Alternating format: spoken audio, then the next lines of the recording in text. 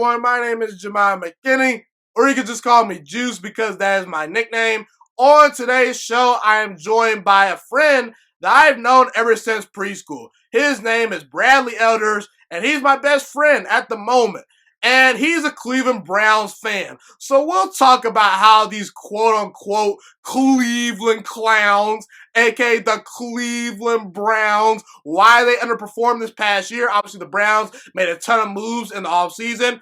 Last year, a lot of people felt they were going to make the playoffs, including myself. I was wrong about that. So we'll discuss what went wrong for the woeful Cleveland Browns. If there's still hope for his team, if they can potentially make the playoffs this upcoming season. We'll talk about Baker Mayfield's future. We'll talk about Freddie Kitchens and how he was just awful last year. We'll talk about how Kevin Stefanski hopefully can potentially become the Cleveland Browns head coach of the future. We'll talk about their new general manager. We'll look at the roster. We'll talk about free agency and the draft, and just everything about Cleveland Browns football that you guys will need to know for the upcoming season. Once again, this is my good friend Bradlee Elders that's coming on the show. You can follow him on Instagram. His Instagram is belders24, so it's BELDERS24. His Twitter, you can follow him on Twitter at BRADLEEELDERS. If you are listening to this on podcasting platforms, be sure to give me a good rate and review if you're feeling kind. And if you're on YouTube, be sure to like, comment, subscribe, and share this content with all your friends. Like I said, once again, this is going to be a show talking about Cleveland Browns football with my good friend Bradlee Elders. Hope you guys enjoy. What is going on, everyone? We are officially live, and I am joined by fellow Cleveland Browns fan and my best friend, actually, Bradlee Elders. How you doing today, man? Doing great. How are you?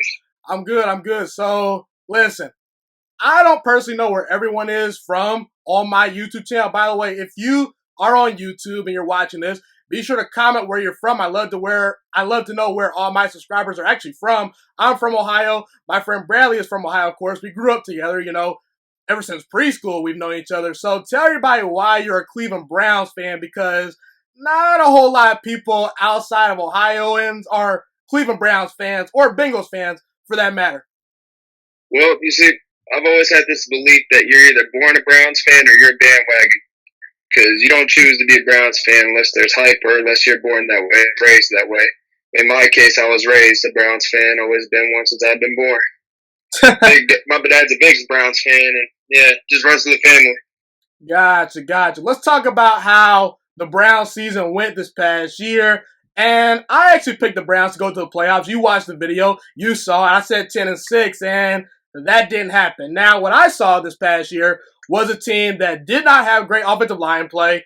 Freddie Kitchens was a mess. He never should have been a head coach. I whiffed on that. I said that Freddie Kitchens was actually going to work. I was totally wrong about that. That's a learning experience. I thought that Olivier Vernon was going to play well. He didn't play particularly well. And just overall, I felt that the roster kind of underperformed, And I was a huge Baker Mayfield fan when he was coming out of Oklahoma. And he was great his rookie season, broke Peyton Manning and Russell Wilson's touchdown pass record. And he just kind of regressed a little bit this year. Now, part of it was the play calling. Part of it was the fact that Freddie Kitchens just doesn't know what he's doing. And when you're a young quarterback, because let's be real, Baker Mayfield, he was in his second season. He's still learning the position. He's still young, has yet to play a full season. He played pretty well his rookie year, but just didn't take the step that we would have liked to have seen. He threw 21 interceptions this past year. And like I said, I felt Baker was the best quarterback in that draft. Wasn't sold on Rosen. I thought Darnold was solid, but I didn't believe the hype. Josh Allen, I felt, needed to go to the right team. Same with Lamar Jackson, and that actually happened. They went to very good teams. And, Baker's the number one overall pick. So kind of talk about what you saw from Baker this past year, kind of the team in general, and why they struggled and why they didn't meet the expectations that you had for them. You had them in the playoffs, right? Yeah, I had them actually going 10-6 also. Okay, so explain why you think the Browns underperformed. All right, well, you see, I've always had this allergy since the season was over.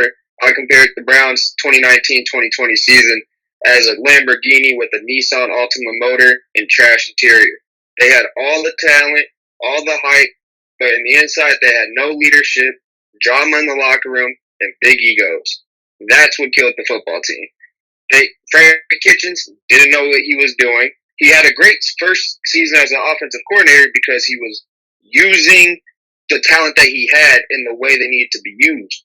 Baker Mayfield can get those quick plays off, those 3-yard plays to a Jarvis Landry who can turn a 3-yard pass to a 70-yard gain if needed. But then his second year as head coach, he wanted to do those long developing plays with the offensive line that we had could not do. Then you have Baker Mayfield, who, once again, with those play calls, he's always been used to getting those quick plays off or maybe 1 or 2 long passes, but never, like, he was never dropping back every time. And he's always made those ill-advised passes. He'd be getting sacked and would just throw the ball up to anybody thinking Odell or Landry can just run up and catch it somehow, and it ends up in the hands of the other team. And that's really what's been killing the team, man. And Baker Mayfield, every game he's had less than 1 turnover, they've won the majority. But every game that he had 2 turnovers or more, they went 1-6. Like, that's just, he has to limit his turnovers. If he does that, I think the Browns make the playoffs, especially with this new 17 format. If they miss it, they have to do a whole blow up. Gotcha. I want to dive into Baker Mayfield a little bit more. Like I said, I was sold on Baker Mayfield coming out, and the thing about Baker Mayfield is I think that his head kind of got a little bit big, just a little bit, And let's look at Baker Mayfield's, track record. He had to walk on twice in college. He had to walk on at Texas Tech, had to walk on at Oklahoma, and you would think that a 2-time walk-on would not go number 1 overall. And he elevated his play. He was great his first season in Oklahoma when he got the chance to start. He elevated his play even more in his senior season. I felt that he was more of a late first-round pick, his junior year. His senior year, I felt that he was the best quarterback in the nation, and it was proven to be true. He went number 1 overall. He won. And then he goes to the NFL. People say that he was overdrafted. Well, guess what? He was the best rookie quarterback that year. You could debate between him and Lamar Jackson. Lamar Jackson had a smaller sample size his rookie season than Baker, but in reality, you look at Baker Mayfield's first season, you say, yeah, it's working right now. He's the guy so far. But see, then what's Baker Mayfield's new motivation? You know what I mean? Like, he won. He was the number 1 overall pick. He was the walk-on. He won. But then I think the success kind of started to get to him a little bit. He had a couple commercials here and there. And obviously the play calling was not great this past year by Freddie Kitchens. But in reality, Baker Mayfield, I think that he just needs to mature a little bit. He's talked about this offseason, how he has, taken more of a leadership role. I think that he realizes the work he needs to put in. He realizes what he did wrong and the things that he needs to clean up. And we could talk about the bad offensive line. We could talk about the bad coaching. I admit those things were bad, but at the same time, Baker had a pretty good supporting cast last season between his running backs and wide receivers. So I'm not willing to give up on Baker Mayfield quite yet. He does need to show a lot of improvement this year. There's really no excuses this year because we're going to get to Kevin Stefanski in a little bit, but I think Stefanski can coach. Well, I don't know if he can coach, but I project that it's going to be a decent hire. Nick Chubb is great. Jarvis Landry is great. OBJ is great. You've got 2 tight ends now. The offensive line, which was a weakness, is now improved. So, Baker, it's on you now, man. So, are you still sold on Baker? I'm pretty sure you are, but talk about, let's ask this question. For the people that don't believe in Baker Mayfield, what do you tell them, and why do you believe Baker Mayfield can improve this season? For the people who don't believe in Baker Mayfield, I gotta tell him he had his sophomore slump. Like, he's a young quarterback. He needs time to improve. He's been through, this is going to be his 3rd head coach. Well, yeah, 4th if you count the interim with Greg Williams. But why I think he's going to be great is because it's his make or break season. Anytime Baker's had his back against the wall, like you said, he walked on twice. He's shined. When people thought he was not going to be good in the NFL and that he was overdrafted, what did he do? He shined. He had that motivation. Baker now has that motivation to show people that he can bounce back from this terrible season that he had. But I also believe that this is his make or break year. He has no excuses anymore. He has everything he needs. He has veterans in the locker room that will hold the whole team accountable. Because you've seen Myles Garrett do dumb stuff. Greg Williams, the person who's supposed to protect him, getting busted at the border with so much weed in his car. Like, that's terrible. He has a no-nonsense and successful coach. So this is why I think Baker Mayfield, and they have a better offense in general, a better team. So, like, there's no exceptions for him to be terrible this season.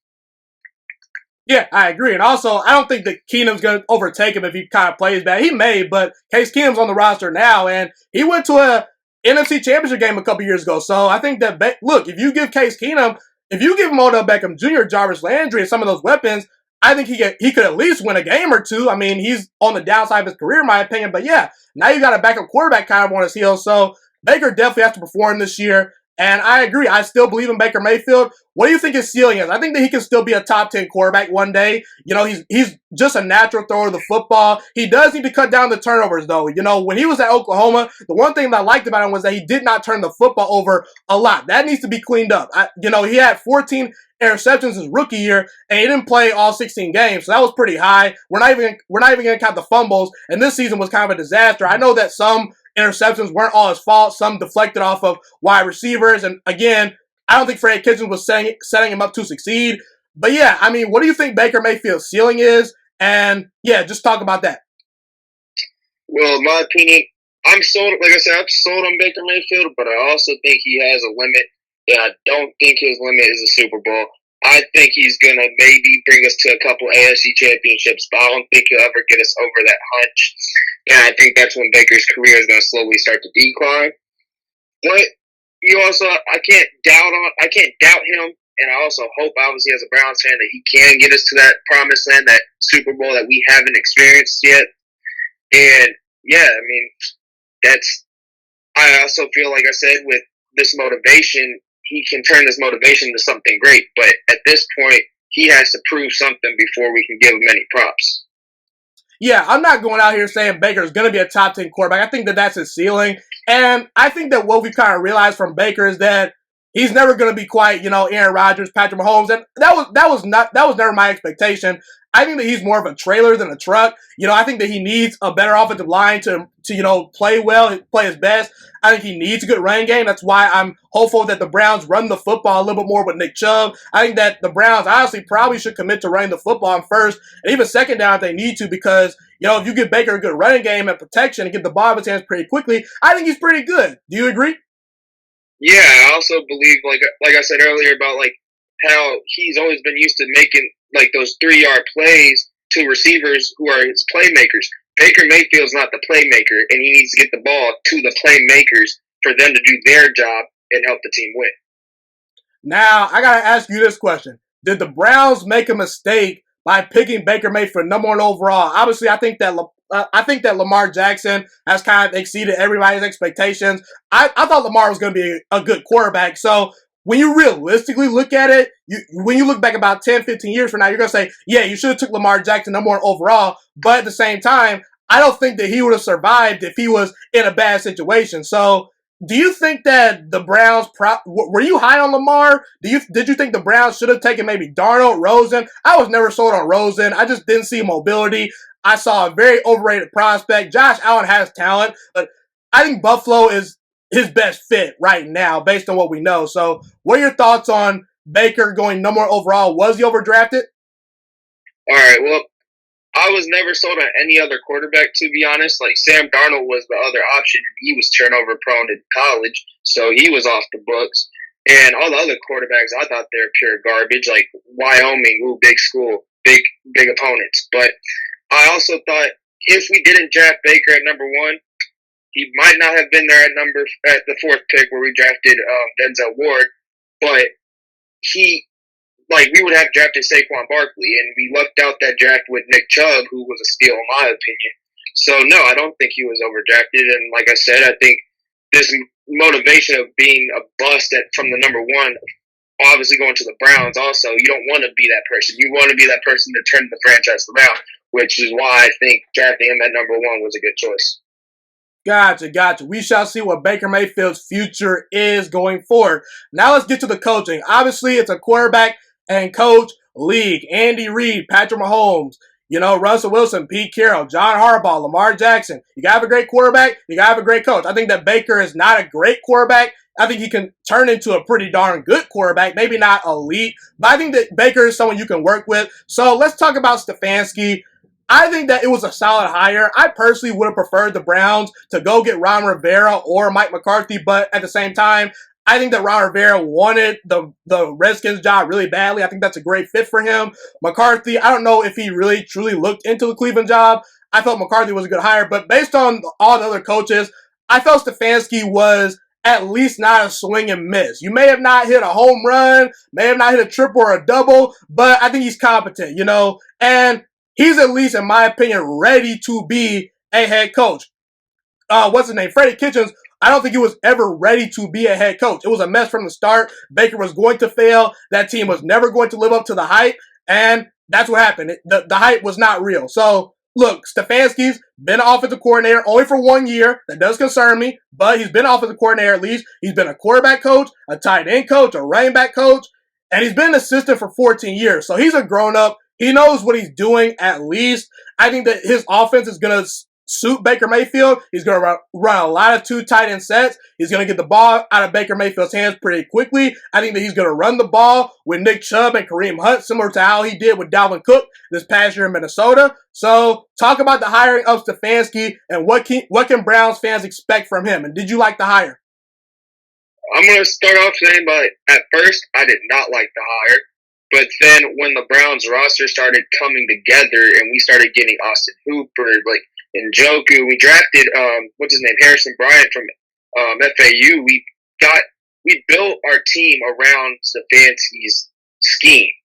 So, like you said, Stefanski likes running those two tight end sets, and he got those players that need his team that he needs for his team and his scheme to work. And he will like Freddie Kitchens, he just blew because he tried to change up his whole game plan. His first year, he was doing the short routes that worked, and he had the team for it. Then the second year, doesn't have the team to run big plays, but wants to run big plays, and he burns. Now, Kevin Stefanski has a team he needs to run his scheme, and Baker Mayfield is been told that he understands, he's getting a better understanding of the scheme. So I think this was a great hire, and we just have to see because, like you said, he's only been an offensive coordinator for 1 year, so was Freddie Kitchens. So we don't know, but I also think he has more experience and is a no-nonsense coach and will hold the team more accountable, unlike Freddie Kitchens, who was just a terrible leader and got into more arguments with his players than he did. Then he spent more time arguing with his players than he did actually coaching them. So who knows? I mean, I like the hire. I think it might play out well. And like I said, with the 17 playoffs, I think Kevin Stefanski is a man to get us to the playoffs. Yeah, I agree. Now, let's talk about Andrew Berry, youngest general manager in the NFL history, actually, yeah, youngest GM in NFL history. Now, I don't know how great of a general manager Berry is going to be. Only time will tell. I think that you have to start judging general managers after about 2 to 4 years. I think that he had a solid, off season as far as, the free agency period, the draft, with Stefanski coming in there. I think that Stefanski was an okay hire. And I think that he's well-spoken. He's good at the mic. I think that he has a solid vision for the team. What are your thoughts on Andrew Berry, and how can he become what the Browns need him to become? Well, like Kevin Stefanski, I did not like the hire at first, to be honest, just because Andrew Berry was a part of the Browns organization back in the 2016 days and the 0-16 times, and it was just this analytics that everybody got big, like the Browns front office was into with Paul DePodesta or whatever his name is, and Andrew Berry. They were all about the analytics, and we saw what that led us to, 0-16 and a 1-15 season. Like, that did nothing. But now, I think with Andrew Berry's time apart with the Eagles and winning a Super Bowl with them, and him coming back with that experience and what he has done so far, I believe he has done good things and that he's moving in the right direction. But then again, we've also seen John Dorsey, who has brought all these flashy players for him, but it ended up in a dumpster fire. So, like Kevin Stefanski, it's only time will show. Like you said, you have to give them a couple years to get their guys in, to get their systems working, and let that play out. I agree. So let's just move on to the free agency period for the Cleveland Browns. Now, you did lose Joe Schobert, lost Kirksey, two pretty solid linebackers, Demarius Randall. You can replace him. I'm not too worried about the Browns losing Demarius Randall. I'm not a Browns fan, by the way, for those of you that, for whatever reason, don't know that already. Okay, but you bring in Case Keenum. I think that Case Keenum is going to help push Baker Mayfield. Basically, your backup quarterback is just a guy that's supposed to be there to help the star out a little bit. I think that Keenum is a veteran. He's seen a lot of NFL defenses. And I think that Baker's still a young quarterback. So Keenum's someone that Baker can go to for advice, and listen, Case Keenum has gone to an NFC Championship game in the past. So if Baker is not on his P's and Q's, then it's not out of question that Keenum can come in there and just start for a little bit. So I felt it was a good hire. You need a solid backup quarterback. Janovich, a very solid, fullback that's going to be able to help in the blocking game and the run game. Maybe some extra protection. Maybe be a threat out of the backfield. And like you said, they're building the team how Stefanski wants. He wants to run the ball, wants to get the short, quick passing game going. So that's key. Conklin, 3-year deal. Very good signing. The Browns needed to address the offensive line. They did so in the draft as well. We'll talk about that in a little bit. But Conklin, very good signing. Austin Hooper. I didn't think the Browns needed Austin Hooper at first, but at the same time, I'm never going to bash the team for getting more explosive on offense. He's going to be a pretty solid red zone threat. I think that he's going to be good on first and second down if you need him to be. You look at the AFC, the Chiefs, the Ravens. I don't believe in the Texans as a team, but Deshaun Watson will put up his points. You need to strike back at these opponents, and you need to be explosive on offense. So you've already got Njoku, who has proven to be kind of a little bit injury prone. So you got Hooper now, and Carl Joseph is a pretty solid veteran safety that's going to come in and be a good presence in the locker room, maybe get some meaningful snaps. So that's overall what I see for the Browns as far as their free agency goes. I felt it was a pretty solid free agency period. Maybe not as flashy as last year as far as the trades go, but I felt that the Browns accomplished getting players in that fit what they're trying to do while improving their team. What are your thoughts on the Browns free agency period, and what are maybe some other players that I missed out on that you're excited about? Well, like you said, I mostly agreed with most of what you just said right there, but one thing that I really didn't like about the Browns offseason, including part of the draft, is that they let Joe Schobert go because they couldn't afford him, apparently, but they're offering Claiborne a 1-year, $15 million contract when we don't necessarily need a defensive end, but we are struggling at linebacker right now. We have Mac Wilson, Sione Takitaki, and Jacob Phillips, and Goodson from the Packers. Like, who's going to start? Nobody knows. Like, we have to let that play out. But I also believe that this offseason was a great offseason for the Browns. I think it's better than last year because, like I've said, they brought in veterans, experience, players that will bring accountability to the team that they need. Like Case Keenum has played under Kevin Stefanski as his quarterback coach. He will have a better understanding of the scheme. He will guide Baker when needed. And like you said, if Baker is struggling, I don't think Stefanski will even doubt putting Case Keenum in because he's not terrible. The Browns have never had a quarterback really, let alone a backup, and I think this is the year. And going with the draft, I think the draft was great. The offseason, like I said, was great, just besides the fact of losing Joe Schobert, which still haunts me to this day. But, yeah, that's my opinion on the offseason. Yeah, I want to focus a little bit more on the draft. So, Jedrek Wills was my number 1 offensive tackle. You guys get him at number 10 overall. Grant Delpit comes in. I think that he's still a little bit raw, needs a little bit more coaching, but he's a big-time player at LSU that made a lot of plays his junior year. Was it his junior year or senior year? I forget which year it was, but it wasn't this past year. It was the year before that where Delpit was really, this star player for the LSU defense. So I think that he took a step back this year, but he's a solid player. He'll help the secondary out.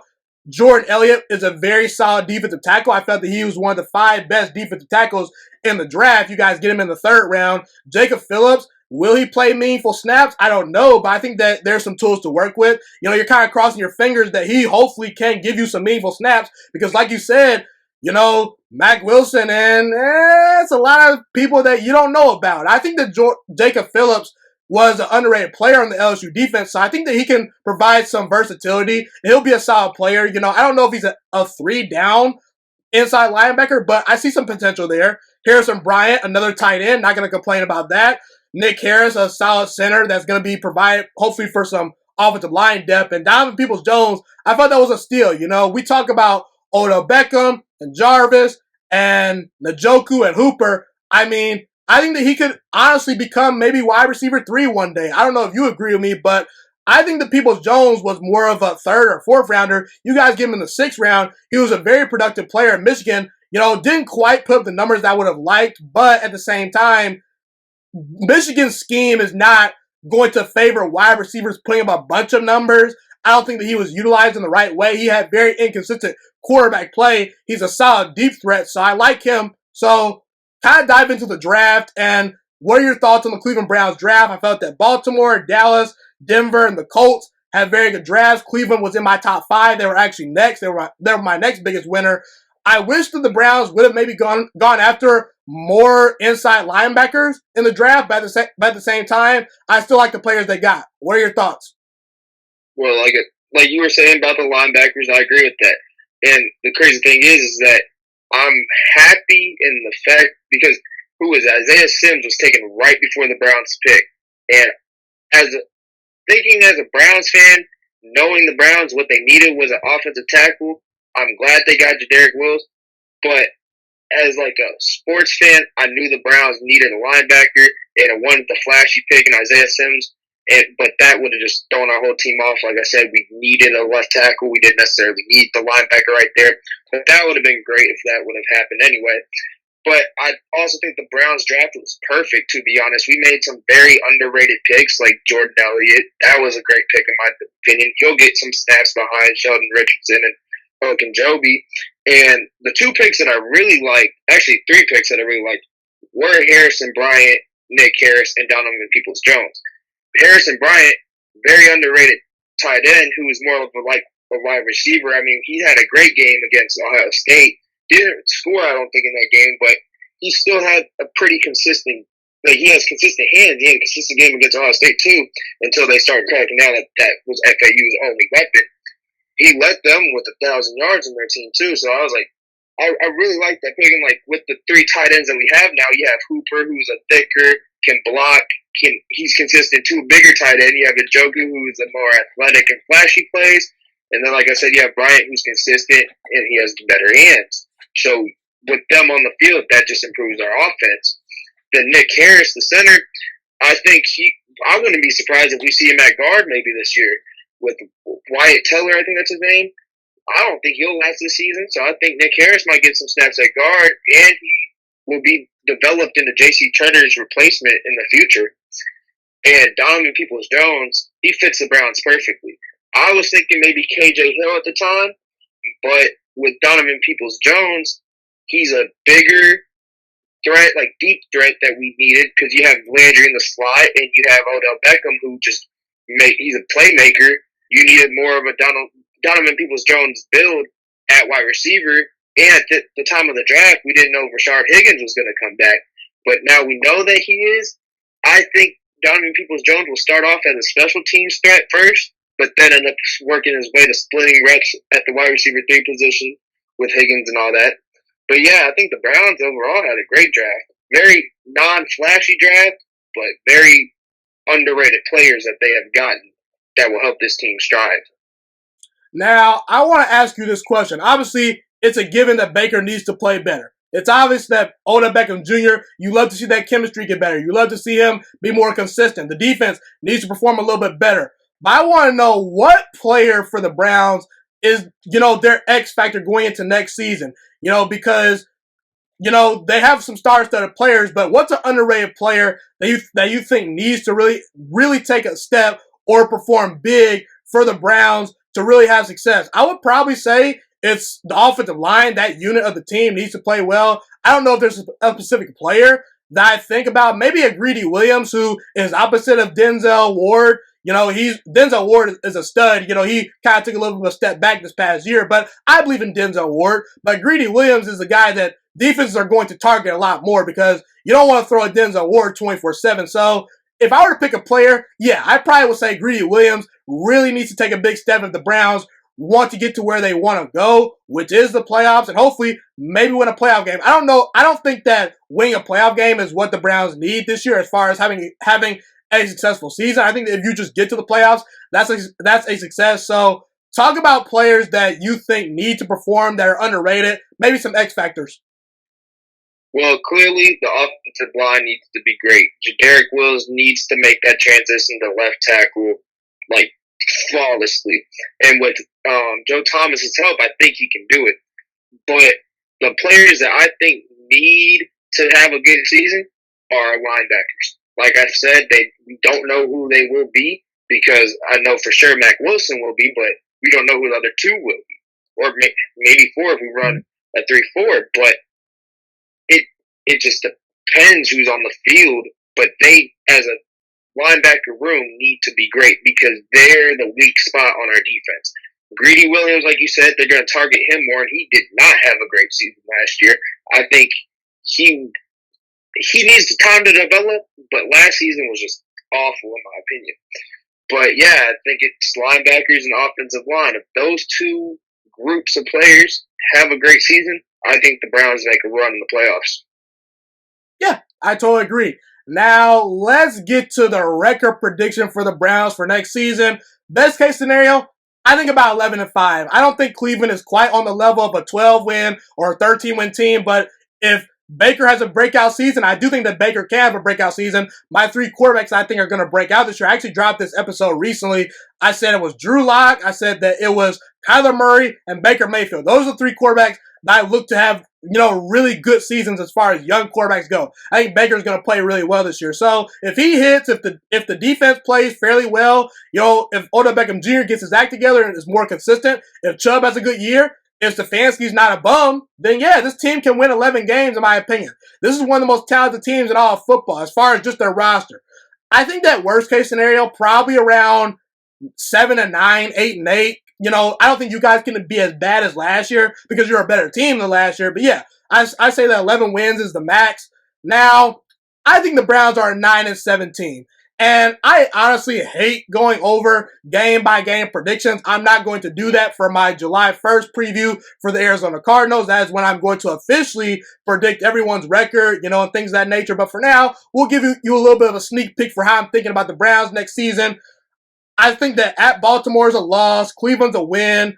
Washington is a sneaky team. I would not be shocked if they win that game. I think they're underrated, but I think that you're going to win that game because you're at home. At Dallas is a loss, I think. So 2-2 to start. Indianapolis at home. I think that you're a better team. I don't trust Indianapolis as far as their weapons. On offense, Philip Rivers is washed. You'll win that game. At Pittsburgh, I think that's a loss. Pittsburgh was a solid team last year despite having not great quarterback play. Then at Cincy and Vegas, I think that those are 2 wins. Bye week, I actually have you guys losing 2 straight games to Houston and Philadelphia. I just think that Deshaun Watson and Carson Wentz are going to make a couple more plays that Baker Mayfield just flat out doesn't make. So I think you'll get out quarterbacks coming out of your bye week, which is crazy. You easily could prove me wrong and win one of those games. But yeah, I think you'll at least split with those teams. At Jacksonville's a win. Tennessee's an interesting team, but I think that you guys will get revenge on them this year. But then I think you'll actually lose to Baltimore at home. It's coming off a 2-game road trip. It's tough to beat Baltimore in the first place. I know you guys beat them last year, but I like Baltimore a lot this year. I think you'll get swept by them. Giants is a win. And then at the Jets, I debate this a lot, but I have it as a loss. It's hard to win on the road. I think that the Jets will struggle a lot early, but late in the season, their younger players will start to come around. And Sam Darnold, I'm not sold on him, but he's not terrible. And then Pittsburgh at home to finish the season is a win. So I have you at 9-7. You can pull up the schedule if you want. You can go game by game if you want. How many games do you think the Browns are going to win, and what's your expectations for their record? Well, for me, I have the Browns going 10-6, and I think they're going to lose in the second round of the playoffs, whoever they may play. But I do, like I said, with the 17 playoff format, they should make the playoffs. But the lowest I see them going is... And really quickly, not to cut you off, but I have the Browns actually in the playoffs as an early playoff team. I think that 9-7 can get you in, but go ahead. All right, I have them going at least 8-8 just because, with this team and, like I said, with this motivation Baker Mayfield has as his make-or-break year, they have to at least go 8-8. And I actually had the schedule with the week-by-week breakdown. I think, surprisingly, I have Week 1 Browns at Ravens, I have us winning that game just because we always play the Ravens well in Baltimore. It doesn't matter what year, when it was, we just always play them well. Now, the Browns at the Bengals, that's a dub. That's prime time. Browns at Redskins, I did have them losing to them, actually, because I think the Browns are going to take them lightly coming off that 2-0 start. And then the Browns at the Dallas Cowgirls, I think that's a dub because Dak Bortles is washed, and this is the year they're going to fall apart. Browns versus Colts, I think that's an L. I think the Colts are a well-rounded team. Might not be flashy, might not be great, but they're going to be a struggle team to face up against. Browns at Pittsburgh, I think that's a dub. Myles Garrett's first game back, and yeah, just he will let his presence be known. Browns at Bengals, I think that's an L, week 7, because Joe Burrow, I think, is going to develop, and even though Bengals don't have the best team, they have their quarterback, in my opinion, and sometimes that's all you need. Browns versus Raiders, they're going to win that because the Raiders are just garbage. Browns versus Texans, that's an L. Deshaun Watson is just, he'll out-quarterback our team regardless. He's a playmaker. Browns versus Eagles, I think that's a win just because I think Jalen Hurts will be playing by this time during week 11 because, Carson Wentz is just injury-prone, glass house. Browns at Jacksonville, that's a W. Gardner Minshew is going to have a terrible year. I don't know who else is going to go against that, but Browns at Titans, I think that's an L. I think the Titans are a legit team. Even though they lost Coughlin and some other players, I still think they're going to have that underrated vibe, but they're going to get their games done and get some wins this season. I think the Browns versus the Ravens, it's another primetime game. Late season Ravens, man, they're always good. We're going to lose that game. That might be just a murder. Browns at the Giants, we're going to win that. Browns at the Jets, I have us winning that because the Jets they never play us well. And then the Browns versus the Steelers, I think we're going to get that win and sweep the Steelers this season for the first time in forever. So, yeah, like I said, 10-6 and a playoff loss in the second round, in my opinion. You think you guys are going to win the division? Because I think Baltimore is going to go about 12 wins, 13 wins. So you're saying you guys are going to be a wild card team that upsets someone or what? I don't think we're going to win the division at 10-6. Like you said, Baltimore is going to at least win maybe 12 games, maybe 13. But I don't see us losing in the first round. I think we're going to come off with the momentum of just making the playoffs for like the first time since 2002. And the last time we had a winning record was 2007 when we went 10-6 and we still didn't make the playoffs. So I think with, like I said, with the 17 format, I see us making maybe the 7 or the 16, and I see us winning at least one game. Okay. We're going to pull off an upset somehow. All right. I don't know if that'll happen, but I have the Browns in the playoffs this year. As of right now, I could change my mind, but hey, you never know. So, that's about all I got, man. Anything else you want to say as far as a Browns fan? I don't know. I just have a feeling this actually might be the year. I had it last year, I had it the year before that, but this year, something different. Yeah, and one of the reasons why I think the Browns are going to be a little bit better this year is because, for one, they improved their team. I don't think they'll be worse. And, it's not hard to upgrade from Freddie Kitchens. It's really not. So the coaching will be better. The offensive line will be better. I think Baker will be better. The turnovers were just bad last year. So, yeah, Baker will be better and all of that. And I think that a lot of people are actually sleeping on the Browns a little bit this year. The media went crazy about the Browns after those trades and after free agency last year, saying they were going to, be a Super Bowl contender. I didn't have them as a Super Bowl contender, but I had them in the playoffs last year. But no one's really talking about the Browns. Everyone is saying that, hey, this Browns team is not that good. I can't trust them. And I think they're going to fly under the radar. So I think that Cleveland is about a 9 or 10 win team. I'm going with 9 wins. And I think they'll probably sneak in a little bit. That seventh final playoff spot is definitely key. I think they can get that. So yeah, I agree. Appreciate you for coming on, man. It was fun. Yeah, thanks for having me.